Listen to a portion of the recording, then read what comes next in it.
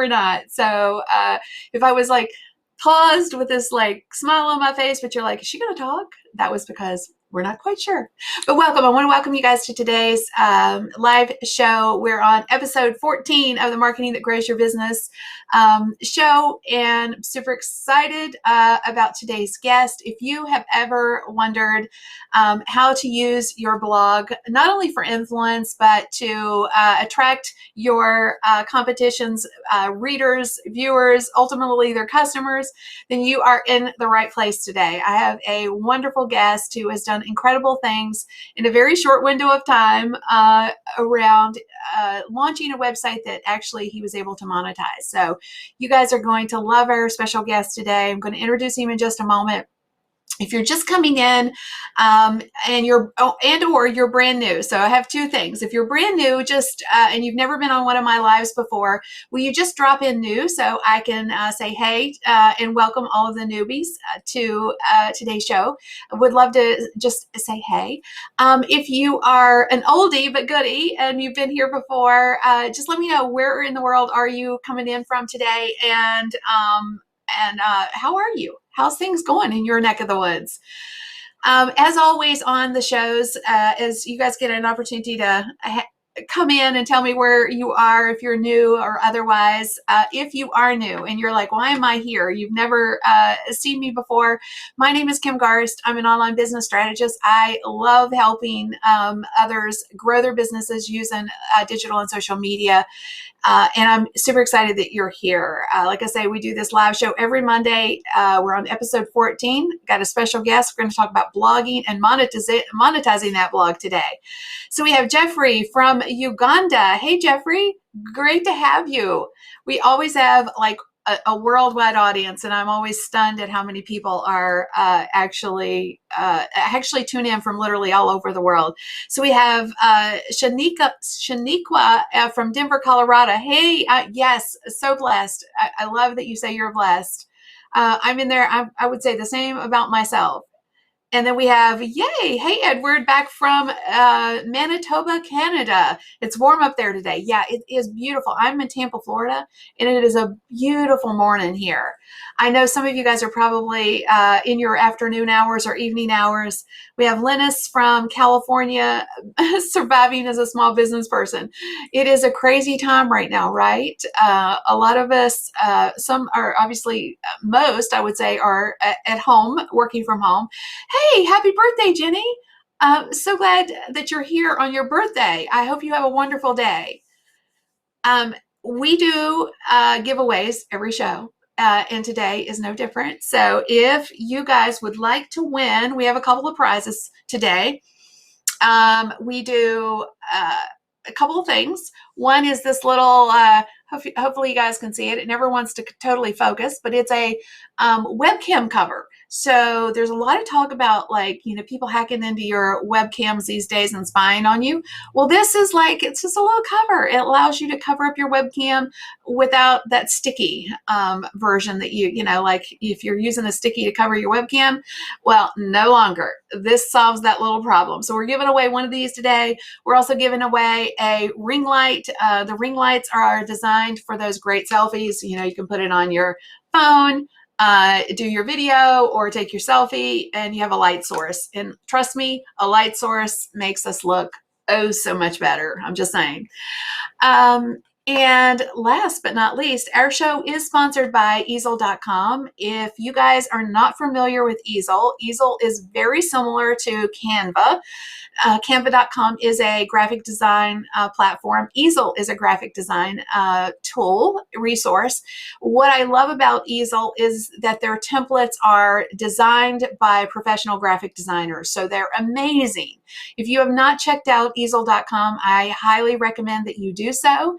And you can also get a super duper deal. Go to kimgarst.com/easel. And we're giving away we're picking 3 winners today for 3-month trials. So you'll get the full shebang for, if you win today, of the easel.com platform. So hopefully you will join in. Now, how do you get these prizes? Like, how do you win? How do you get entered to win all these, like the easel.com and the, the little swaggy things that we got here? You drop in your ahas, guys. So if we say something or Ian drops a nugget bomb, then I just gave the hint away that now we know who our special guest is. Well, sort of, but I'm going to introduce him in just a minute. So hang in there with me. But if you drop in your aha moments, that's how we choose the winners. So please, please, please drop in any aha moments. One, it helps us to choose a great winner. And two, we also use that knowledge from the standpoint of, okay, what really resonated, what mattered, do we need to dig into that a little bit more and that kind of stuff. Don't hesitate to ask questions. I have some questions I'm going to be asking Ian, but we want to definitely take your questions as well. So ask any questions you have, and we'll try our best to get to them. Okay, so special guest. My special guest is special. Let me just tell you guys. Let me give you a little backstory on how I first met Ian. My special guest today is Ian Cleary. Ian is from Ireland, so yes, he has an amazing accent. Last week we had another amazing accent on the show, but when I first met Ian, he had reached out to me 5, 6, golly, maybe even 7 years ago. It's been a while, right before social media marketing world, and said, "Hey, can we just get together? I'll buy you a coffee." And I'm like, "Yeah, sure. I don't know you exactly, but yeah, you did the outreach. You asked. Yeah, let's link up in the hotel lobby, restaurant there, and have a coffee." That's one of the things that I've really appreciated so much, and what I've learned something I learned from Ian is the collaborative intention behind going to an event. So reaching out to people before the event so that you can have an opportunity to meet in person. So that's how I met Ian. And I have watched him blossom from that point forward in some incredible ways. And I'm just really blessed. He's one of my favorite people in the whole world. I think you guys are going to love him. So what is his creds? So let's talk a little bit about the fact that he is a marketer. He has an incredibly strong technical background. But one of the things I really want to key in on today, and I want to let him tell his story around, is when he started the business that he currently has, which is Razor Social, how he started that website, and then how he quickly monetized it. So you guys, hands together, welcome Ian Cleary. Hey, Ian. Oh, are we froze? Here. Oh, there you are. Okay.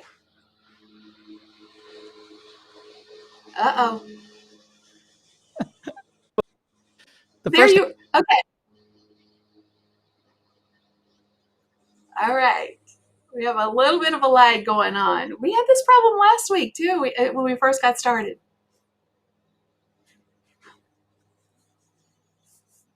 Well, let's see. While we're figuring out what's going on with Ian's feed here. Did was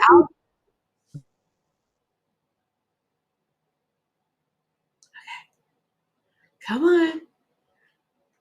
Have you ever wanted something so bad and you just will it to happen?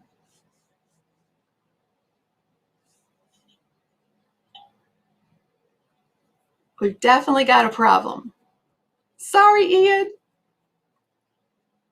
All right, so we're gonna hopefully get Ian fixed up here and back. But let me just share a little bit about what I know about his journey when he first started Razor Social. It'd be so much better if it came from him. But when he comes back, we'll get him to tell it from his perspective. But basically, he started his website and he was very intentional with his outreach. And I really want you guys to hear this because I think this is such a brilliant thing, and it is definitely something that I've watched him develop, and it's nothing that anyone else can't do, which is why I think it's so brilliant.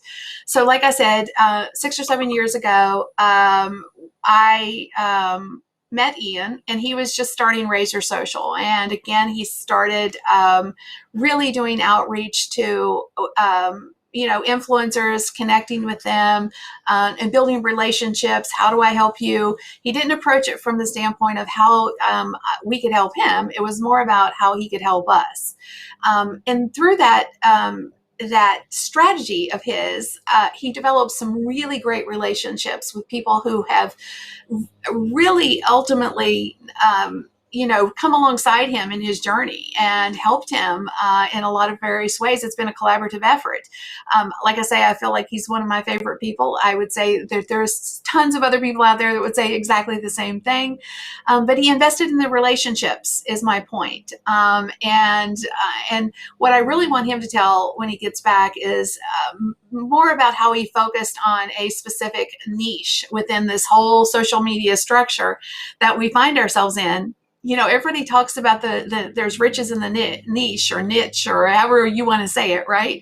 But he really took that seriously when he started Razor Social, and knew that there was a lot of competition out there in the social media space. So how did he stand out? So Ian's back. Yay! All right. Yay!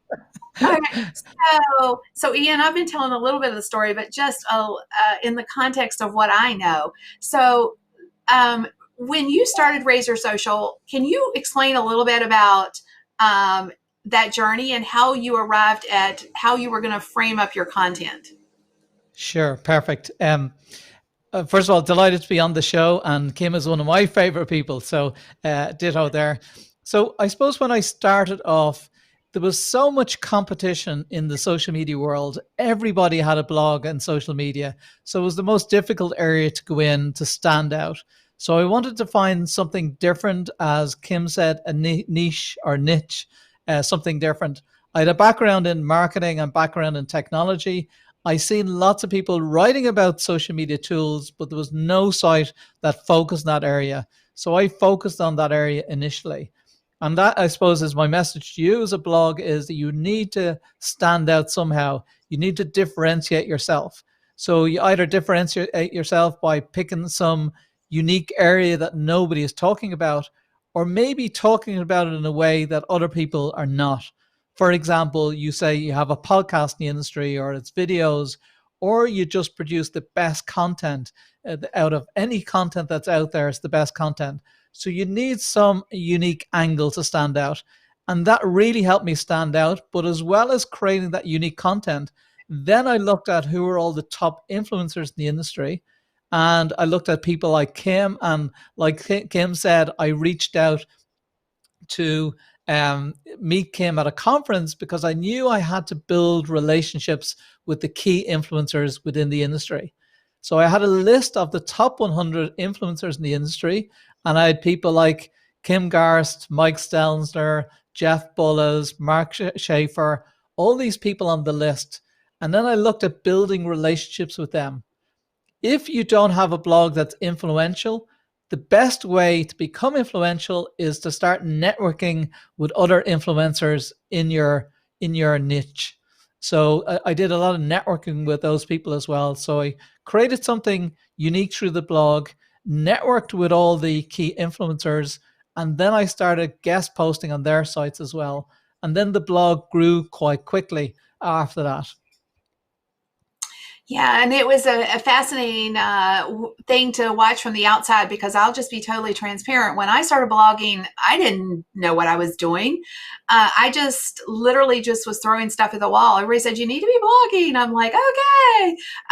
And I had no plan. And I would go so far as to say I really did a lot of blogging without a plan until about 2 to 3 years ago. I really got intentional with my structure. So if you are that person, don't stress, because I feel like a lot of my success in blogging has been accidental. And the nice thing about blog content in particular, is it is a gift that keeps on giving. So sometimes you can just circle back, right, and revamp old content, for example. So if there are people out there that currently have a blog, Ian, and don't feel like they're at a level of where they want to be yet, is there hope? What would you share with them? There's definitely hope. I suppose the thing about blogging that sort of puts people off is a lot of people don't go to a blog and immediately buy a product or service. So when you do get visitors, you want to make sure you're able to capture their details. And I know, Kim, you focus on this a lot as well, is building your email subscribers. And when you have a blog and you start building your email subscribers, as that list starts growing, then you have an audience for your next blog post and your next blog post. And then over time, Google starts sending you traffic. So now you're getting more traffic, and then you can turn that traffic into business. And then you're building email subscribers. And from those email subscribers, they're people that shown an interest in the previous blog post, so should do the next one. So don't give up in your blogging. It's still crucially important. You want more traffic, and a blog is the best way of getting more traffic, but you cannot be sharing low quality content. It has to be something interesting, unique, different, something that really stands out. Ideally, it's a really high quality piece of content, because that's what people share. That's what people link to from other sites. That's where you'll start building your audience. Yeah, and that's such a great point. When it comes to content has shifted. It used to be where it was just keyword stuffing, right? You were just trying to get Google or any search engine to send traffic your way, and it was a lot of, like I say, just keywords. Now it is shifted dramatically to things that are more value based. So, like, content is one of these things that a lot of people create a bunch of. We do it again just because somebody says we need to do it, and there's no real plan behind it. Which is one thing I would really like you to key in on, from the perspective of, if you're going to blog, be intentional about it, because I wasn't. I'm just sharing. When I first started, I wasn't. But the evolution of content has gone from, hey, let's just do a 500-word blog post. Those, in my estimation, I would love your opinion too, are no longer as effective. You do need quality content, and that means a longer form, quality over quantity. Would you agree, Ian? Quality over quantity? Yeah, absolutely. I suppose some people talk about, word length, and it's actually not word length, it's about quality. But the thing about it is, if you're going to write a how to post, for example, which is a very popular post to write, if you're going to write how to, you're probably going to have to write a good bit of content to cover that topic off. And that's what Google wants as well, is that you've gone into good detail in that topic. But it is all about, is that a good, high quality post? I mean, one of the key things is actually doing the research up front. It's not sitting down today and say, right, I'm just going to write a blog post. Next week, write another one. You want to have a plan in advance. Ideally, you have like a plan of the next 3 months of content at least written out. And that involves starting off and doing some research and using some of the tools out there to figure out, well, what are people searching on that's relevant to my product or service? And then look at your competitors and do some competitor analysis as well, and see what are they ranking on and what keywords they're targeting as well. That will give you very good ideas, but really do that planning up front.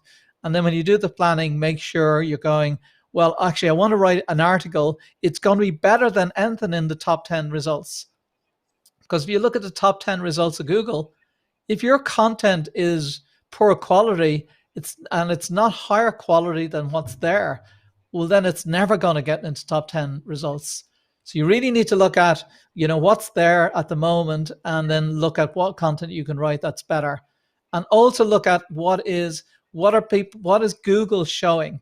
So if Google is showing, a whole load of how-to posts in the top 10, well, that's a good hint that Google wants how-to posts. So you're going to have to write that how-to post as well when you're looking. Yeah. And Google has definitely shifted a lot too. So when you say intentional, what do you mean? That's a great question, Karen. So I'll tell my quick story. I know Ian has approached blogging with a plan out the gate. So my strategy was, if somebody asked me a question, or I saw a lot of need for it in my space, I just write a blog post on it, right? But I never, until about 3 years ago had a 6 month plan or a year plan or whatever. It was always like kind of a fly by the seat of my pants strategy.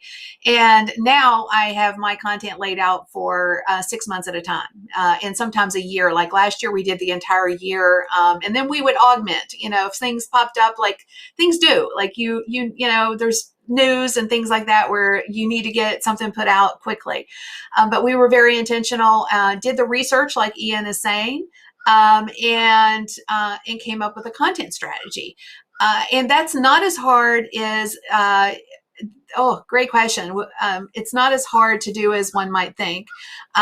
So I'm going to actually jump on to this, but I want to circle back to that content plan in a moment. Will you pop that question back up here? Just, yeah. What is the purpose of a blog? That is such a great question. So Ian, do you want to tackle that one? Sure.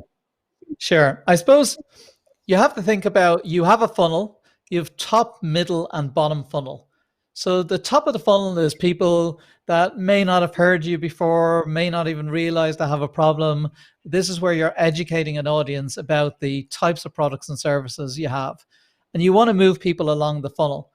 So you're writing all this how-to content, which is a lot of top of the funnel content. People arrive into your site, and then you go, okay, how will I move them along the funnel? So the blog is there to drive people into your site, to build up traffic to your site, relevant traffic to your site, and then you can do something with that traffic. So you have relevant traffic and it's people are coming into the blog.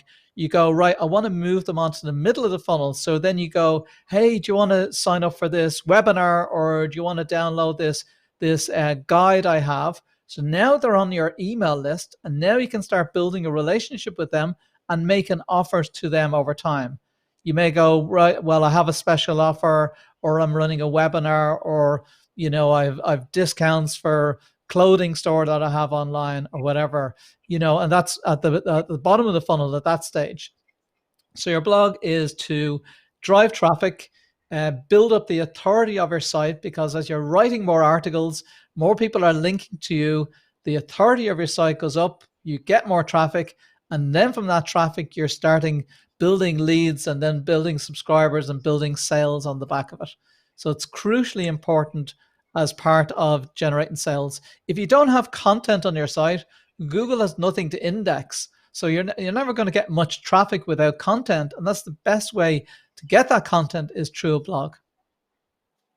Absolutely. And I'll just add, it's also a way to showcase expertise. If you just have a flat website where you're just, hey, here's my products and my services, to Ian's point, Google indexes at one time and they never come back.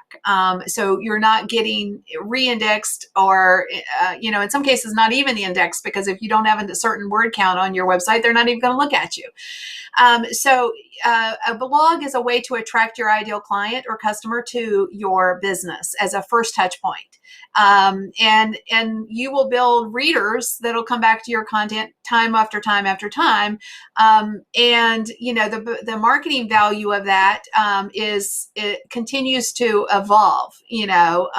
So you build out your expertise long term. Like right now, Ian and I both, we are hired frequently to do influencer opportunities, and much of it is based off of the fact that we have traffic coming to our blog, and they know that we have an audience, and they're willing to pay us thousands of dollars because we've done the work.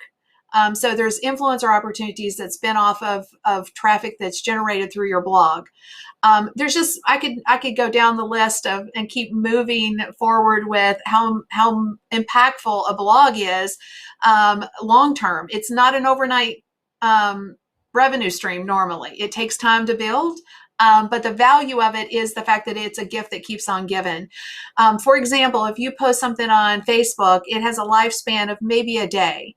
If you post on Twitter, it has a lifespan of 30 seconds. If you have a blog post, it has, and if it's evergreen, it has a lifespan of, as long as you can send relevant traffic to it, it's always value-based, right?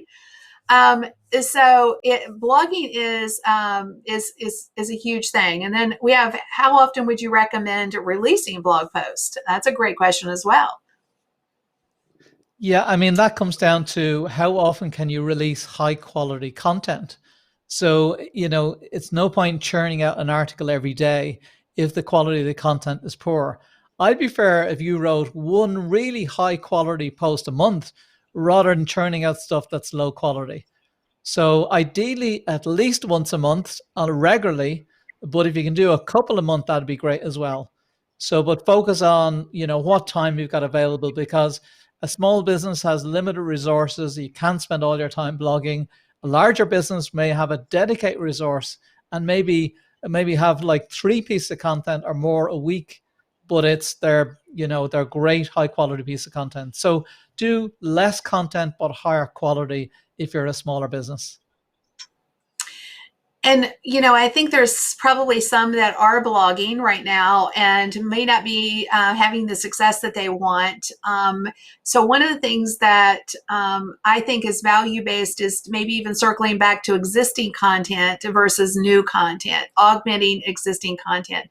The reason that I suggest that is the fact that Google loves updated content. They love seeing that you are updating your content. So when it comes to that, Ian, what would you suggest as a way for people to find their best performing content, as a way to start maybe updating existing content? Yeah, I mean, you should be looking at analytics regularly. And in analytics, you can look at what are your top performing posts. And you'll probably find that there's a small percentage of your posts drive the most traffic.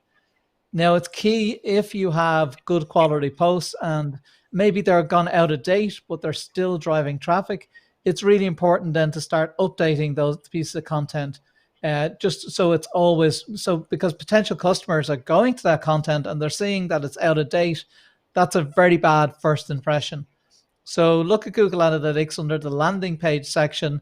Look at all the posts that are driving the most around traffic and make sure they're kept up to date. Now, if you have Google Search Console installed, which is a free tool provided by Google, you can start seeing where you're ranking for different keywords and different pieces of content. And if you look to see, well, I'm actually ranking on the top of page 2 or the bottom of page 1 for a piece of content, well, you could easily get a little more traffic by moving that up in search results. So would be good piece of content to optimize because you're already, ranking for that on Google. So by adding in more content onto that, that's going to push you up. So, one thing that I think a lot of people actually we had just had a question. If you'll pop that one back up, I'll make sure that we get that one answered too. But when it comes to existing content, I think lots of times we think we have to create new. So I'll just share a quick story. The first 6 months, maybe the whole year of 2020, we're focusing on old content. We're not writing new. So we're going back to existing content and we're freshening it up and republishing it as a not even as a new blog post, just republishing it, making sure that it's relevant, and putting it back out there. But the question that we had here is quality content is mentioned often. Would you define what quality is? Good question. It is a good question. I mean, if you're writing a post, say for example, I'm writing a blog post of, a car buyer's guide, a quality piece of content on car buyer's guide would be a very detailed post that would break down all the different areas that are involved in buying a car. So you'd break it down in all the different subtopics within it, and then you'd have good detail within it.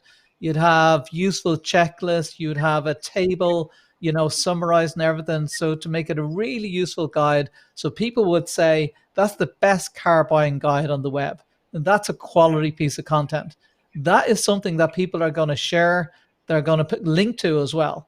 If you decide a car buying guide and you just do a couple of 100 words, that's not a quality piece of content because there's going to be something better out of that. So it's really is satisfying the need of your current or potential customer but providing the level of detail that would be an exhaustive guide rather than something basic that doesn't cover all the different areas, Yeah, such a great answer. So when it comes to quality content, in-depth content is important, because think of it in the context of how you search. I always tell people this, because when you're searching for content, and others as well, most of the time we say we're looking from a how-to perspective, or we're asking a question. So how do I solve this problem? Whatever the problem is, right? And when somebody lands on your content, if you don't solve that problem, then that's not quality content for them. So if 100 people come to your piece of content, and all around hey, how do I buy a new car? And they're like, wow, I got exactly what I needed here, or at least 97 of them out of the 100 did. Then the people are going to stay on that page for an extended period of time. So that's going to send a note, kind of like a cue to Google that this is a valuable piece of content. And then they're, like Ian said, they're going to share it as well. So quality content is something that solves a problem for whoever's searching for it consistently.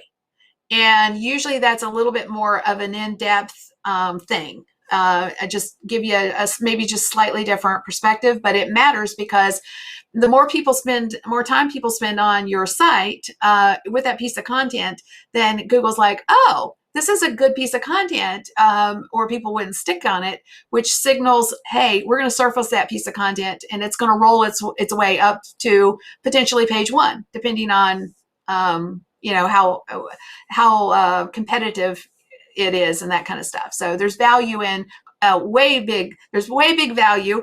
Wow, is that correct English?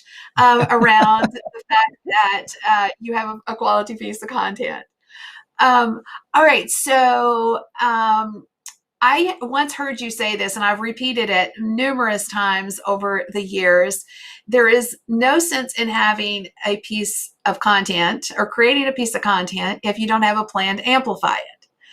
I think so many times people create a piece of content and they publish it, and they hope somebody bumps into it all the time. And then they're stunned when nobody bumps into it.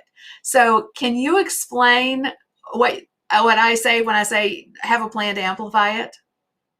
Absolutely. So go back to quality content. Say when I'm creating a post, unless I feel the post is great and I feel it's a good quality piece of content, and I'm happy to publish it, unless I feel that, I won't publish it, and I'll just delete it. I've often written a post, wasn't happy with it, and just deleted it and moved on, rather than just publishing something I wasn't happy with.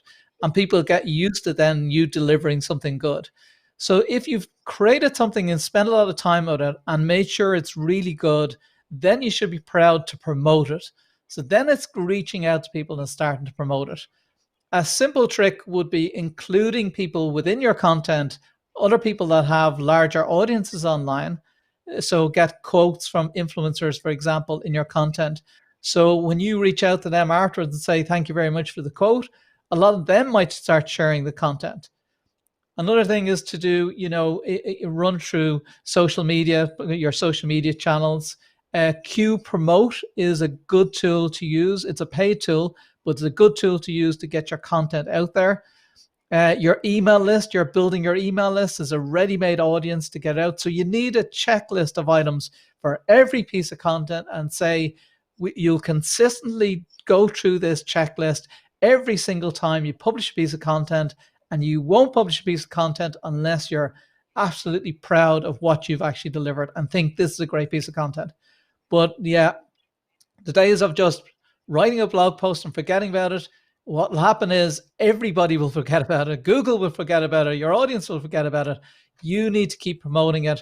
And as Kim is doing, is going back over older content and going, well, actually, I can make this better. I can republish it and start the promotion again, and then get more shares to it, get more email subscribers from it, get more value from that content. So you have to have the promotion plan in place.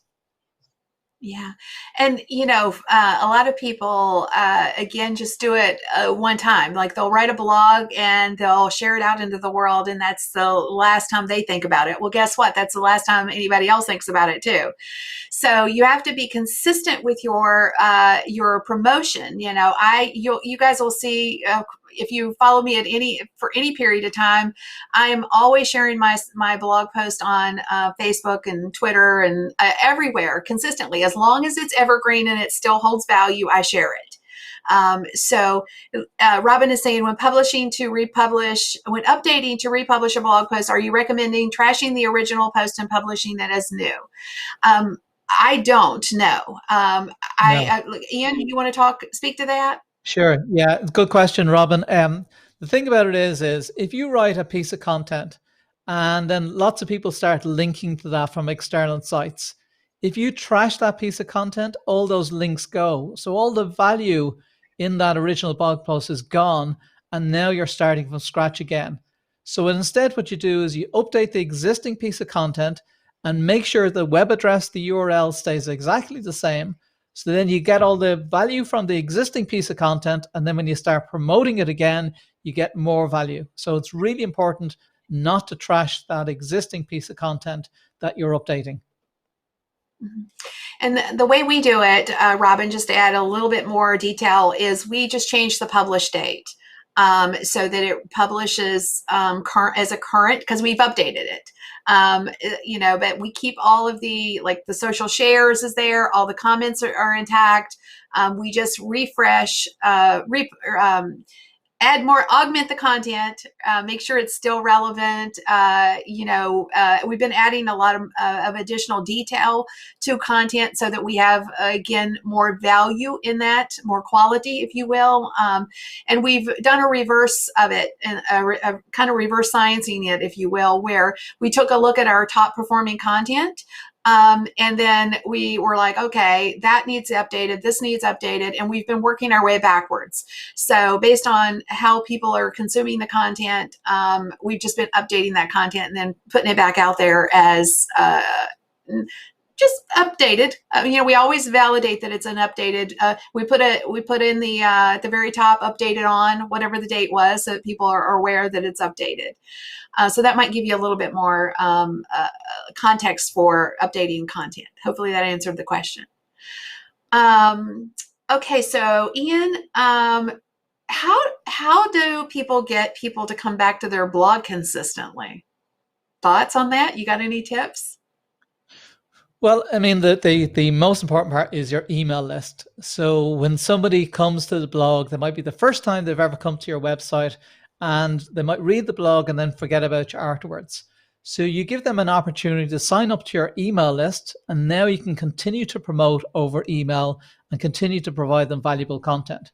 So you need to look at then, how do you capture their details? So, you could put in an opt-in which says, hey, do you want to download a guide that's related to your product or service? And that will get you some email subscribers. If you want to really ramp up your email subscribers, well, then within that blog post, give them an opt-in that's specific to that blog post. For example, you have a long, detailed car buyer's guide, but you have a summary checklist of all the things you need to be aware of when you're buying a car. Say, download this, and because it's specific to that blog post, your opt-in rates will be much higher than something generic. So it's something specific to that blog post will really drive up your conversion rate there.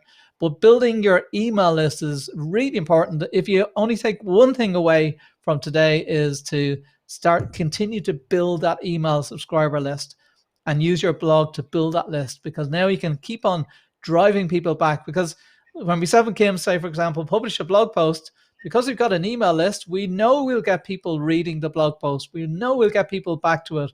We'll know we'll get people to share it as well. So really important to build that email list. Yeah, and again, just think of it in the context of how you search. When you go, if you're searching on the Google machine and you go, you find something, you're like, okay, most of us don't go past page one or two. So if we find a result that looks like something that's going to solve our problem, we click on it, we go there. But in the framework of saying, oh, look, let me look at this. Like, what's the domain? I'm going to make sure I'm going to come back to that. Like, nobody does that. Like, most of us are never going, we don't pay attention to the domain, we don't pay attention to, oh wow, this has got great content, I'll make sure I'll come back next week when they publish another blog post. We just don't think like that. So the person that comes to your blog is trying to solve a problem in that moment, and they have no framework for, like, I'm going to come back here consistently. That doesn't even enter their mind in that moment. So we have to be prepared for that person. We have to be, Ian was talking about content upgrades in the actual blog post. That is a huge strategy. But the overarching great strategy that he touched on, and I want to like hammer home, is, guys, most people are not going to come back to your blog unless you give them an opportunity to join your list, which gives you an opportunity to put your content in front of them the next time you have a blog post, or the next time you have something for sale. The fact that so many are not building a list is probably the number one reason that they are not generating the amount of revenue that they could. The list, the money is in the list always. And so I wanted to just like hammer that home a little bit more. And so, is there any value in publishing your blog to Facebook Notes too? What's your thoughts Good on that, question, Ian? Julie. You're getting great questions. I don't publish it to Facebook Notes at all. It's just I suppose I just focus on the blog, and I focus, if it can get me traffic back to the website. I always want to get traffic back to the website, and I suppose my concern with Facebook Notes is people will read it on Facebook. I can't put on my opt-in there. They won't come back to my website. So I just really focus on the blog, and I'll promote with a video on Facebook. I'll promote through the Facebook page and everything, but I want people to come back to my website because that's where I can build the subscribers and start moving people along the funnel. I don't want them staying on Facebook. Yeah, and I'm in 100% agreement with that. Even there's been a lot of conversation here internally on the team as to whether do we publish on LinkedIn. Like, that's a whole other piece. But the point of it is, guys, is that we don't own any aspect of these social platforms, but we do own our website. We can control that. And building our house on somebody else's real estate is usually not a good idea. Doesn't mean you can't leverage it to drive traffic, but it shouldn't be your sole strategy. You own your business, you own your domain, you own your website, you own your list. We do not own our social followers. We do not own these social platforms. Even the communities we build on these platforms are not technically ours. Facebook could change their rules, like they would ever do that, like, Yeah, right? yeah. So it's important that we to Ian's point, is that we move people, from social to our someplace we do own, primarily as a touch point, that we can continue to build relationships with, is through that list. So hopefully Exactly. we've like hammered that home a little bit. All right. So you've touched on this a little bit, but I want to dig into it a little bit more. Is what types of content will really help establish one of our, if somebody's watching or listening, what would really help them establish themselves as an influencer, not only just from an expertise standpoint, but also in the eyes of the Google machine? Yeah, I mean, I suppose when I wanted to become an influencer, it's regular content. So Google is starting to see you create content around particular topics, and then Google groups you into that section saying, well, oh, you're an authority on that particular area because of consistent content around that topic. So that helps build the Google influence. In terms of building your influence in your business area, and basically what you want to do is identify who are the other influencers within your niche, and then start networking with those influencers. Start building relationships with the influencers and involving them in your content. For example, you do an expert article and you ask them a question and you include a summary of all their answers within the article. I mean, I've got like thousands of shares on articles like that, and all the influencers start sharing the content. By involving the influencers in your content, you become more influential. Like a podcast is a great way as well of building relationships with influencers, because you get on the phone to these influencers, you have a chat 5 or 10 minutes beforehand, you do the interview, then you have 5 or 10 minutes at the end. You've built a relationship over a short period of time. So that's another great way of building the relationships. So it's really identifying the influencers, and influencers could be particular people or websites, which have a bunch of people, websites that keep on appearing up in search results. And they're ones you might go, well, I'm actually going to try and guest post on that site because I know they have the audience that I want. So I want to appear in front of their audience. That's such a great answer. One of my top performing blog posts has been the top women in social media, which is like so old. I need to update it so bad. It's because it has definitely shifted, but it was very influential, especially in the time frame that I did it, because all those people that are on that list, of course, they're like, oh my gosh, you know, like all lists are amazing. We all feel value in that. And then those niche, the reason I bring it up, those niche specific lists are, I think, also really important, where I keyed in on the women of social media, for example. But they all want to share it. They're like, oh, I'm on this list. So they amplify it for you, which gives you a lot of boost. I want to, let me get this question. Kim. Oh, yeah, sorry, just out of interest, I know a guy who created a business, and his very first blog post was a post with all the key influencers, and he got over 1,500 shares on that post. Very first post on his blog, you know, so it worked. It works. And most people are very open to giving you a quote or, you know, providing a response to a question so that you can add it to your blog. I know I get outreach all the time, mostly through Twitter, just hint, hint. You know, a lot of influencers will respond on Twitter. It's kind of an interesting dynamic, but it works. And I know we just had a question. We'll pull that back up in a second, but I have one real quick because we've talked about influencers. What are some tools that would be good for finding out who your influencers are in your niche? Like if you don't know, can you like share a tool or tool that might help people that are like, okay, I'm hearing this influencer gig over and over. How do I find my influencers? Okay, so the starting point is when you do your research for your blog and you identify the topics and keywords you're going to target, then start searching Google and see what businesses and people are coming up on a regular basis. You'll see the same websites coming up. So they're some of the influencers because they're taking all the search traffic. So that's the first starting point.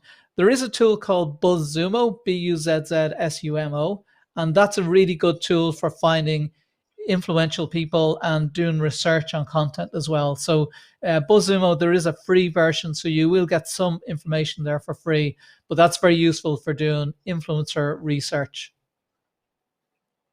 Yeah, BuzzSumo is one of my favorite tools. I use it like every day. I use it for so much. I use it for content ideas and just a lot of different things. So I'm a big fan of BuzzSumo. So the question we just had, though, let's pull that one back up. I want to make sure we get that. So I've noticed, this is from Christy Ann.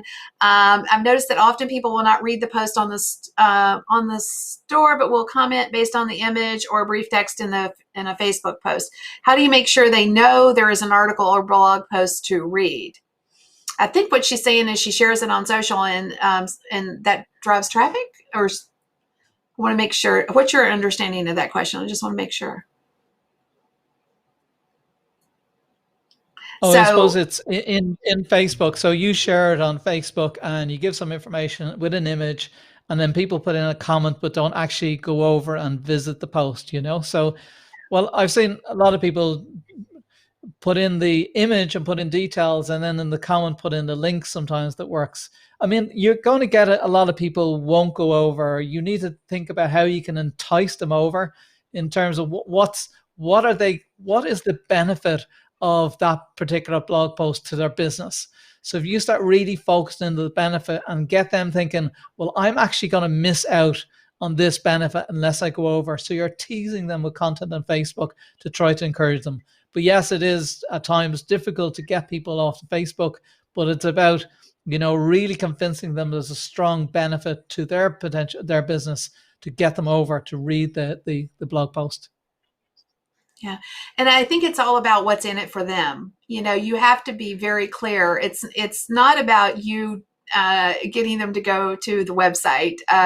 So often I see people who will just drop in a link and there's no framework whatsoever. They're just like, they don't give any context for the link. And it's all about what is in it for that reader or that viewer, that person that's on Facebook in that moment that sees it and it catches their eye.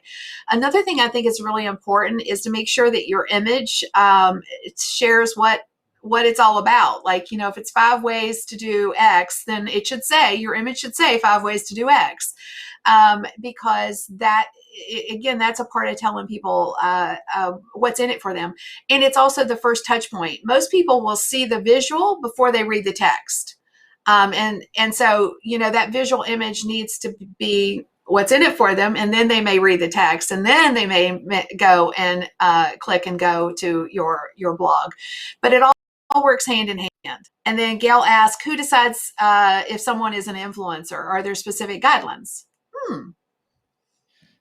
Yeah, interesting. I mean, the thing about influence is, like I said, when you go to Google and you're searching for a topic, when you search for a topic, you're having a look at who's appearing on the list.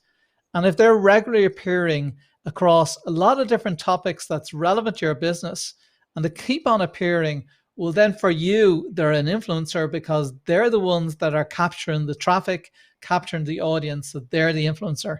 So it's not necessarily about, they have 10,000 followers on Instagram. Have they got a really relevant audience? That's, and like using Google is a good way of doing that. If you're looking at social platforms, you're going Instagram, Facebook, Twitter, are they an influencer? Well, you want to see what type of content they're sharing. Is it relevant as well? But then what's the engagement level they're getting on the type of content they're sharing? So they may have 100,000 followers, but if nobody's engaging with it, they're not influential.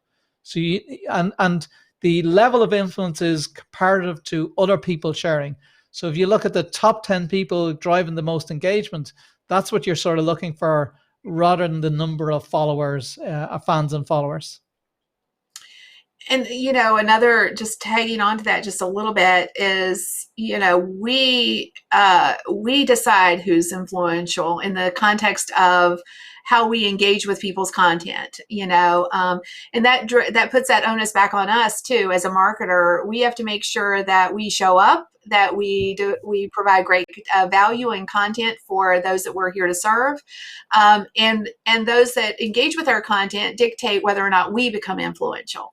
And so it's the short answer is that our community or the people that we attract to us decides whether we're influential or not. I have to say, Kim, we're getting some great questions. We're getting some great questions. Hard, right? These are hard questions. Yeah, these are hard. Because if you think about it, like, when Ian and I started, and that's why anytime I make a list these days, it's like a pinch me moment because I'm just like you guys. I mean, a lot of people think, well, like they think, I don't know what they think, but it's to me, I'm just like you. And I started just like everybody else with zero. Like nothing. I had no viewers, no social media presence. And then I just did the work, right? And it's where we could all do it. That's the beautiful part about the internet, social media, blogging in particular. I would say if I had to rank the things that I've done in my business that have provided the most value, blogging would be at the very top of the list. It is a gift that keeps on giving. My blog now gets about 1 million impressions a month, and it drives most of my traffic, like 80, 85, 86, 87% of my traffic comes from the Google machine, not from social media. So it's an interesting dynamic, and one that I didn't see when I started. I've just learned, and I would speculate. I mean, I think Ian had a lot more vision for it initially than I did, because I think I'm an accidental blogging success, if you will. And there's still so much I could grow and do better at. But I was just flying by the seat of my pants when I started. But blogging is probably at the top of my list of things that have mattered the most. How about you, Ian, when it comes to things that actually matter in your business and monetizing your business? Well, I'm sitting here in Dublin at the end of my garden. This is where my office is. Without a blog, I would never have got any international traffic, any international business or anything. So it's been all because of a blog, really. It's putting that effort in. It's a long-term thing with a blog. It takes a while before you see the benefit, but it's writing good content on a consistent basis and building those relationships with key people in the industry. And then it keeps on coming back. And as Kim said, then it just keeps on giving and giving and giving. So it takes a while to get going, but once it gets going, then it's super beneficial. Yeah, I totally agree. It's one of those things that does take some work on the front side, and consistency. I do believe that consistency is important as well, but it does matter, and it does attract the right people to you. And if you're intentional with it, like if I knew what I know now, then oh my gosh, I can't even imagine what we would be able to do, right? But that's part of the journey. True, true, true. So Edward is saying, aha, every time I attend a Kim Gar's Facebook Live, there's always crazy cool information I can implement immediately. Yes. All Great, right. great. Excellent. That's what you want. That's awesome. This is good So content. It must be good content. yes. So this is one of those things. So hint, hint. Let me give you guys another little quick tip here. As we were picking the winners, I'll just share this real quick with you guys. If you go live like this, like we're doing this interview with Ian, my end goal here is to turn this into a blog post. So we'll do a blog post. We're going to ultimately long-term turn this into a podcast.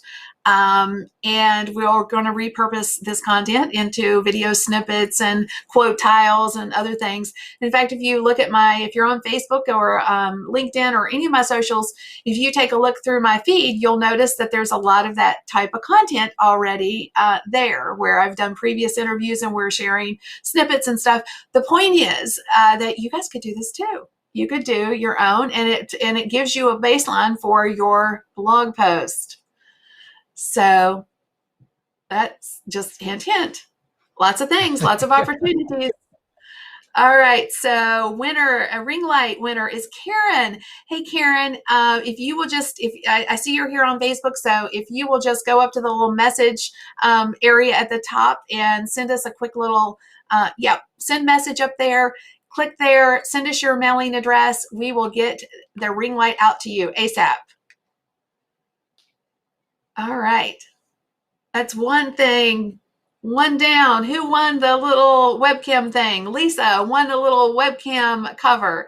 Lisa, same. If you will go up, drop us a message with your mailing address. We'll make sure we get that out to you today. And then the easel winners, you guys get 3 months of easel.com, and it's Julie Simpson, Linda DeBoer. I hope I said that correctly, Linda, and then Robin Carter. Congrats, guys. I know you guys are going to love Easel. They're great. Got great templates, beautiful designs. You're going to love it. All right. So any last minute questions? You guys threw some good ones at us. Yeah. Oh, excellent. Great. Thank you, Thanks, Robin.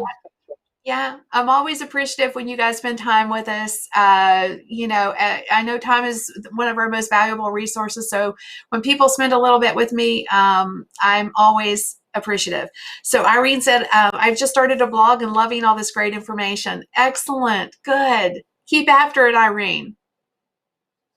All right, guys. Well, like I say, thank you so much for spending a little bit of time with me. Thank you, Ian, for being here with us and dropping so many value-based golden nuggets.